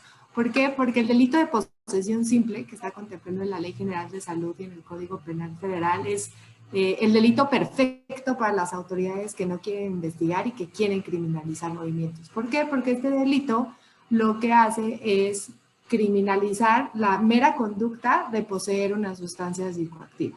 Eso a pesar de que existe otro delito, que es la posesión con ánimo de venta, comercialización y suministro, donde ahí las autoridades sí tienen que hacer la chamba de investigar si realmente la sustancia psicoactiva que yo tengo la estoy utilizando para comercializar en algún lugar, ¿no? Entonces, en este momento, hasta que se apruebe otra cosa en el Congreso, la posesión simple es entre 6 gramos, me parece que, no recuerdo el número de kilos, ¿no? Pero si yo traigo 10 gramos, me puede perfectamente detener la policía y llevar al Ministerio Público, ¿no? Ahí hay un análisis de si soy persona usuaria de drogas o no, pero eso es lo que permite, más allá del tema de las personas usuarias de drogas, poder detener y poder iniciar una investigación penal en contra de una persona, ¿no? Y creo que eso lo hemos visto en fabricación de culpables, de mucho, por ejemplo, en el Estado de México y en otros estados del país, y es lo más fácil para criminalizar, ¿no? Yo creo que son como, a veces las autoridades dicen, bueno, ¿cómo le hago para sembrar miedo a estas chicas y que no lleven bombas Molotov? Pues les voy a sembrar unos gramos de mota, ¿no? Me acuerdo que eran como 3 kilos, además perfectamente puestos en una bolsa de plástico, como si así se fueran repartiendo en el Zócalo. O sea, ni siquiera son lo suficientemente inteligentes para sembrarlo como debe de ser. Y eso tiene que ver con el ordenamiento jurídico, ¿no? Desde Elemente insistimos, y justo el lunes vamos a lanzar un informe de historias de detención por posesión simple para personas usuarias, y vamos a seguir haciéndolo para otros grupos, pero es que el hecho de que exista un tipo penal así en el ordenamiento jurídico permite todo este tipo de prácticas por parte de las autoridades, ¿no? Te diría que capacitación a la policía y a los ministerios públicos, pero si también la orden es mostrar resultados a partir de mano dura, ¿no? En el caso del movimiento feminista, no vamos a dejar que utilicen herramientas para la violencia. ¿Qué hago? Identifico también dónde están ese grupo de personas, les siembro droga, que es lo más fácil, y pues ahí se les cayó el operativo, ¿no? Benditas redes sociales, y no se detuvo a nadie. Pero si me preguntas de una solución, yo empezaría por cambiar el ordenamiento jurídico, ¿no? Ahí ya veo todos los medios de comunicación a la gente celebrando que se va a poder fumar sus porros. Ajá. Pero como hay el sistema de opresión oprime precisamente a ciertos grupos en situación de vulnerabilidad y en pobreza, la posesión simple va a seguir existiendo. Lo que pasa es que ahora se aumentaron unos grados. Pero no te preocupes, la policía va a seguir sembrándole a las personas. Entonces creo que también hay que ser ahí muy cuidadosos y decir, cambiemos el ordenamiento jurídico, porque el ordenamiento jurídico de la prohibición no solamente sirve para criminalizar a eslabones relacionados con el narcotráfico, también sirve para criminalizar movimientos sociales, porque es un delito muy fácil, ¿no? No requiere la carga de la prueba por parte del Estado.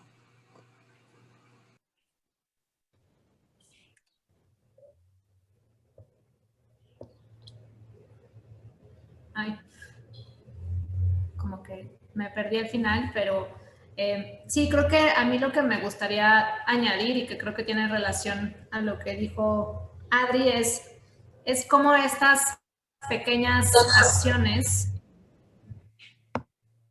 creo que no me escucho otra vez, cómo estas pequeñas acciones, donde desde esta criminalización, el uso del aparato del Estado para reprimir una protesta en la cual se busca dar resultados o aparenta dar resultados, ¿no? De ya agarramos a las latosas que van a venir a quemar la puerta del Zócalo, la puerta Mariana. Es la misma estrategia que han utilizado en la guerra contra las drogas, ¿no? Y en lugar y más bien que está vinculada, o es el inicio de una cadena que te lleva a violaciones graves a derechos humanos, ¿no? Está en la CNDH, la mayoría de casos por tortura que llevábamos iniciaron por una denuncia, comillas, anónima, donde se denunciaba precisamente la simple, y de ahí disposición ante un agente del Ministerio Público, y en el Inter unos actos de tortura que no se quieren imaginar, y en el cual a través de eso obtenían una declaración de las personas inculpándose por delitos mucho más graves, ¿no? Pero todo iniciaba, como dice Adriana, por una denuncia de algo tan sencillo como la posesión de, y en su mayoría, marihuana, ¿no? Entonces, retomando, ¿no?, el tema de las garantías de no repetición, si queremos cambios en cómo se está manejando desde los recursos o la utilización del aparato del Estado en las protestas hasta cómo se está manejando en temas mucho más graves y reformas necesarias como es la regulación de las sustancias para tratar de iniciar un proceso de paz, pues necesitamos empujarlas de manera holística, ¿no?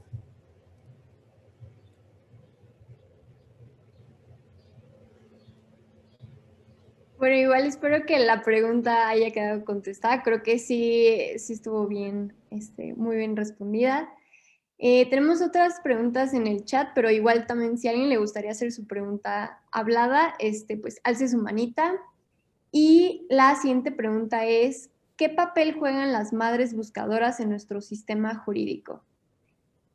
¿Es un Estado fallido si son las madres y no el Estado quien busca a nuestras desaparecidas?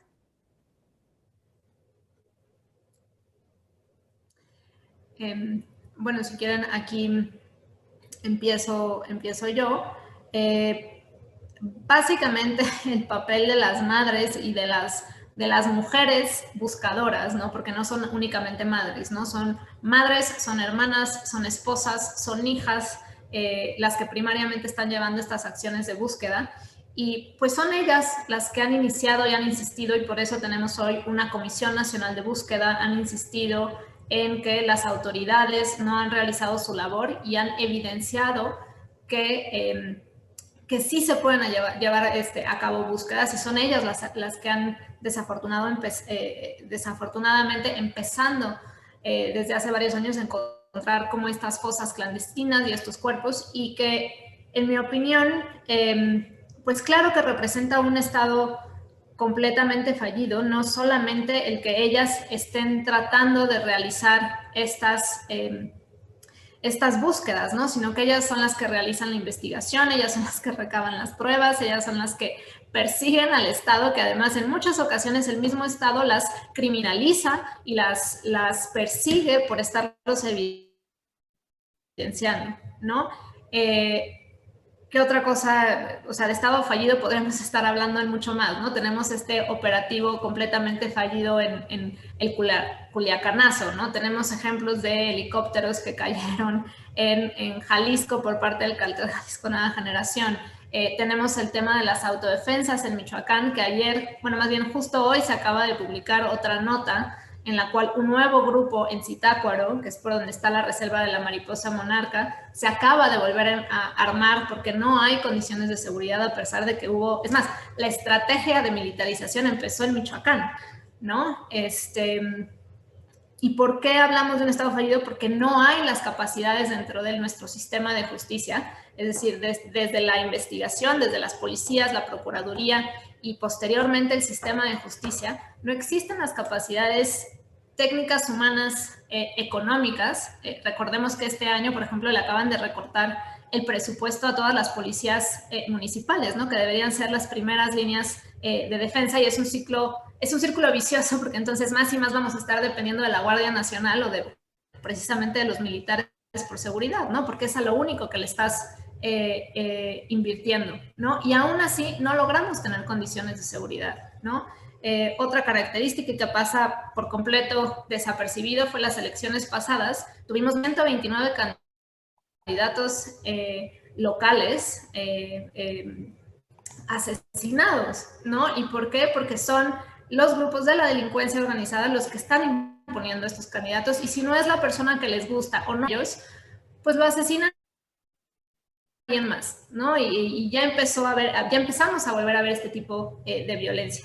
Y creo que el ejercicio de las madres, de las mujeres que buscan en este país es ejemplar, porque de verdad tienen todas las condiciones en contra, ¿no? E incluso hoy en día que ya lograron y han luchado por tener una Comisión Nacional de Búsqueda, un sistema extraordinario de identificación forense, pues no tienen el presupuesto necesario, ¿no?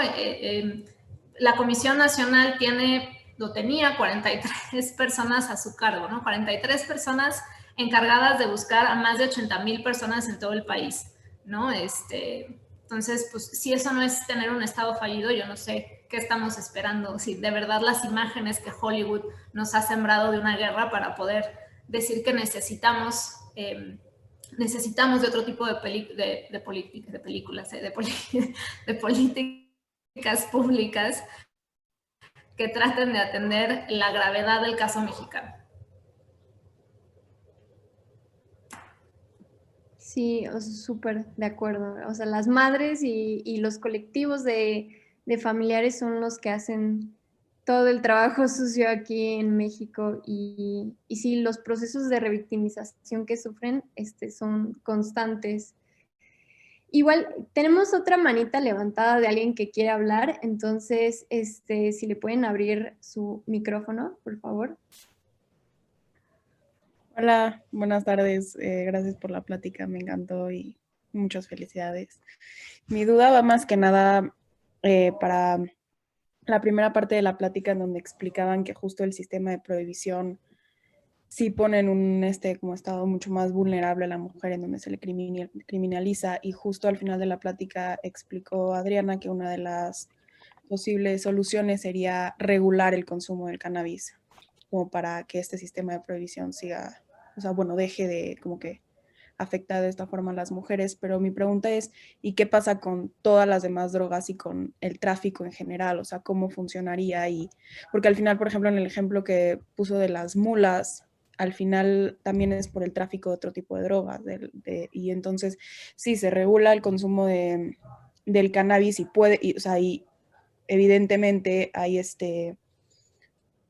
sea, o sea, puede haber una mejoría en cuanto a cómo se criminaliza a las mujeres y la afectación que ellas tienen, pero ¿qué pasa con las otras drogas? Y si una solución sería entonces también regular el consumo de estas drogas, o qué pasaría con esa parte también del tráfico que sí afecta a las mujeres también en gran parte. Muchas gracias.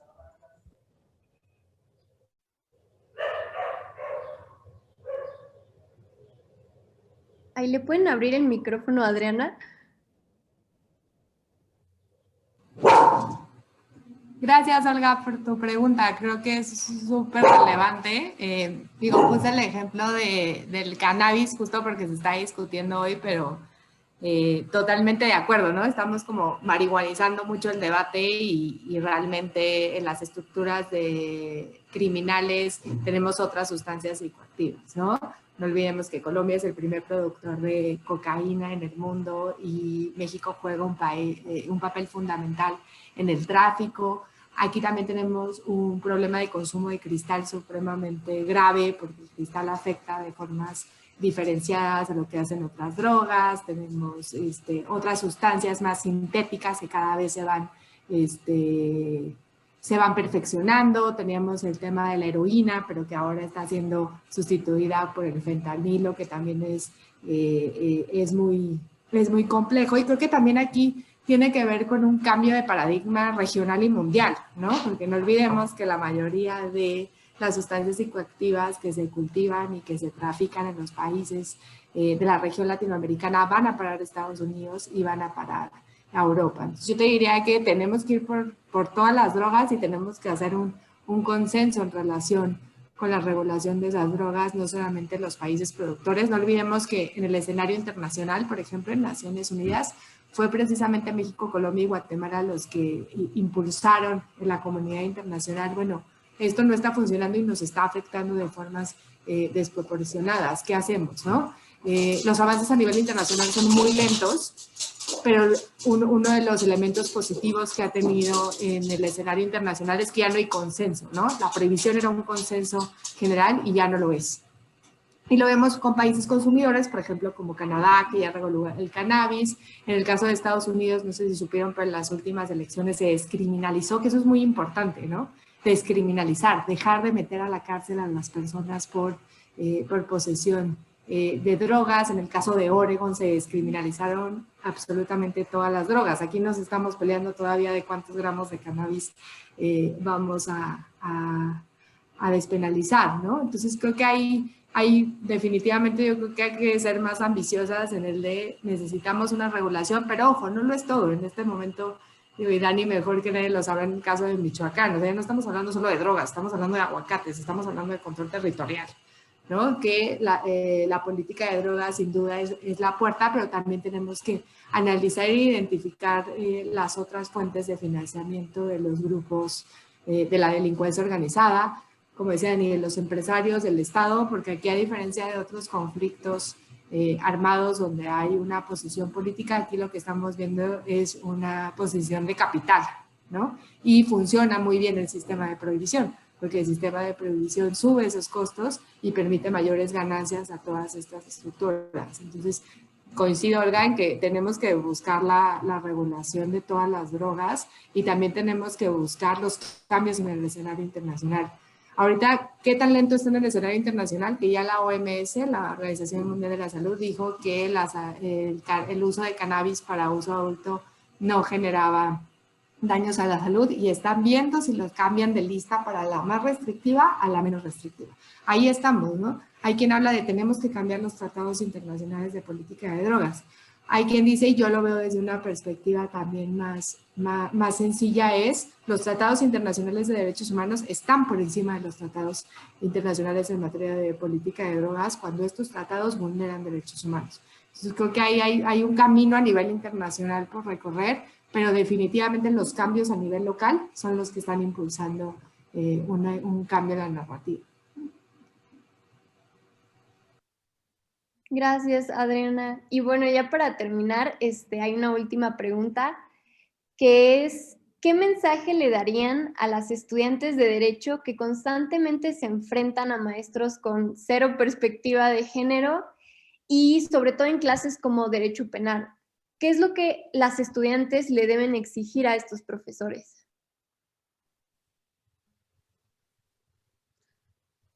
Ay, qué pregunta tan, tan complicada.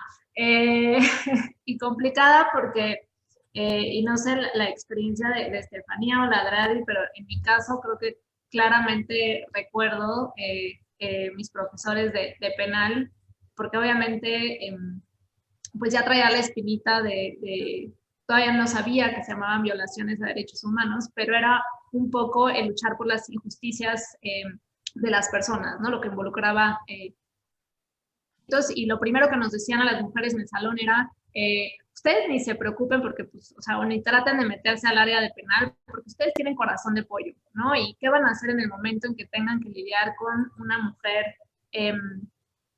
mujer que sufrió una violación, ¿no?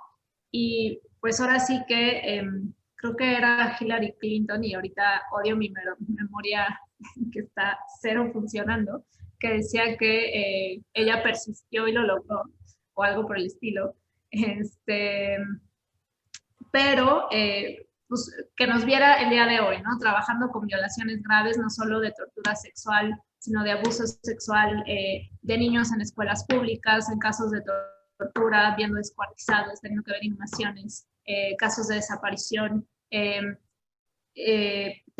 tratando de dignificar el trato con las víctimas que acudían a buscar ayuda en una situación de extrema vulnerabilidad y ante un sistema de justicia que les roba la dignidad constantemente y que las trata de manera nefasta, ¿no? Y que ese corazón de pollo que para mí es la compasión, pues es una de las armas más importantes que tenemos, no solo las mujeres, también los tienen los hombres, pero que justamente los prejuicios y el machismo muchas veces les impide el que se dejen explorar estas y odio el lenguaje bélico, entonces tratar de cambiar a armas, pero de estas herramientas maravillosas que tenemos para poder ayudar al prójimo, ¿no? Entonces, creo que cada vez que, o si tienen profesores que les dicen cosas por el estilo, pues decirles, ¿no? Que ves que estas son herramientas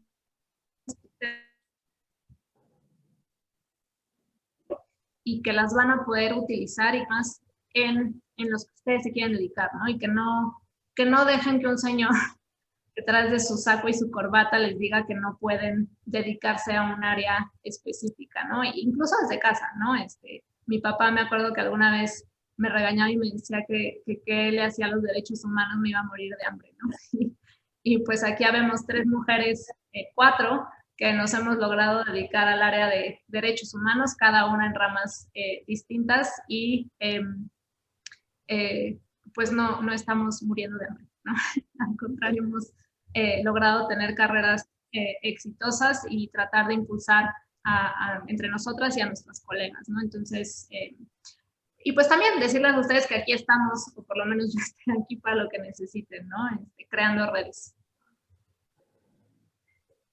Y a mí la verdad creo que coincido completamente en que es una gran pregunta y lo primero que creo que es que se deberían de decir hacia ustedes mismas y que me gustaría transmitirles es que para empezar, hay un gran lugar y un gran nicho de oportunidad para las mujeres en el derecho penal. Creo que le urge y que creo que ustedes deben de poder tener esa conciencia y esa determinación de que es un lugar en el que hay un área en la que se pueden desarrollar al máximo. Y sobre qué decirles al profesor, pues creo que algo muy importante es que la verdad, nosotros llevamos la delantera en este momento. O sea, creo que este parteaguas que tuvimos de un sistema de justicia que no ha logrado funcionar como esperamos que funcione, pero que definitivamente está diseñado para desarrollar 1000 habilidades y capacidades que creo para las cuales las mujeres somos especialmente acuciosas y talentosas, y que creo que justo este es ese momento en el que pues muy posiblemente todos esos viejitos de saco y corbata muy pronto se van a quedar rezagados en un tema que está empezando a ser nuevamente nuevo, con criterios internacionales aplicados a nuestras propias aplicación del derecho cotidiano, con una forma de expresión oral completamente distinta, con un uso de herramientas mucho más amplias. Entonces, creo que siéntanse con la seguridad, uno, de visibilizar esos comentarios, de no permitir que ocurra, porque quedarse callados creo que es el primer paso de dar permiso a esa pequeña impunidad, y 3, de sentirse seguras de que es un lugar en el que lo van a hacer y lo van a hacer muy bien.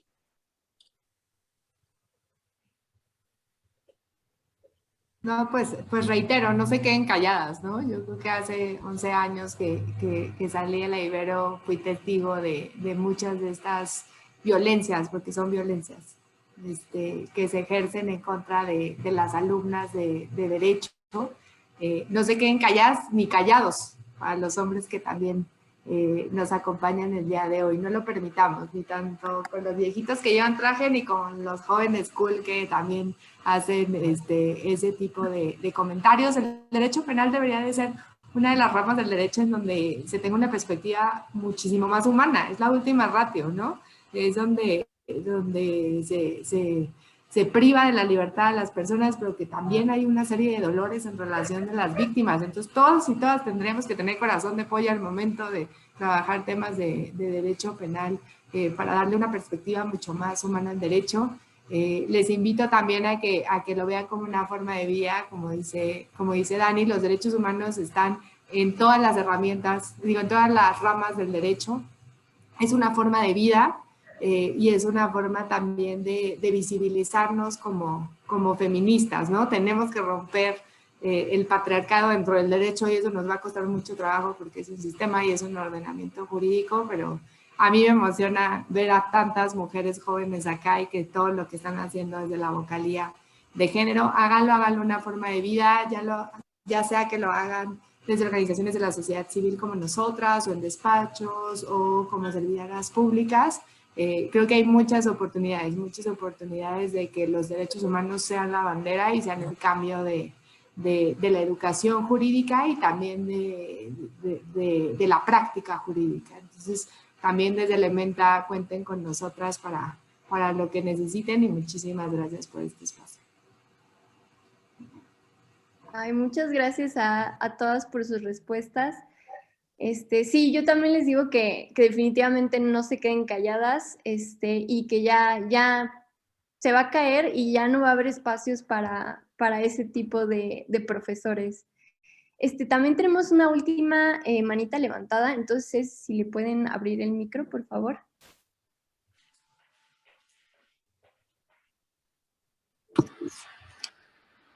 Hola, buenas tardes. Quería agradecer la invitación a poder estar aquí. He aprendido muchísimo y me parece un evento por demás relevante. Y como hombre no tengo mucho más que decir, ¿no? Esta última pregunta me increpaba un poco y quería aprovechar que están muchas estudiantes y muchos estudiantes y algunos estudiantes aquí conectados para comentarles que desde la coordinación de la licenciatura hay por lo menos desde mi parte, hay una política de cero tolerancia contra la violencia de género y específicamente contra la violencia contra las mujeres. Así que siéntase también en la plena libertad para, digamos, denunciar en el momento. La Ibero además tiene todas las, en los últimos años se han creado todas las acciones para hacerlo. Está el comité de género, pero también hay mecanismos internos para poder advertir y mostrar las señales, y desde la coordinación, pues actuaremos en consecuencia para, digamos, que la licenciatura y la carrera sea un espacio de libertad y un espacio para que puedan estudiar libre de todas esas presiones y de toda esa violencia. Ya, solamente.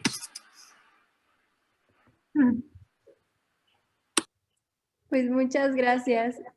Y bueno, creo que con esto terminamos la conferencia, pero les pido que les den un aplauso, un aplausito virtual a nuestros panelistas por sus maravillosas exposiciones.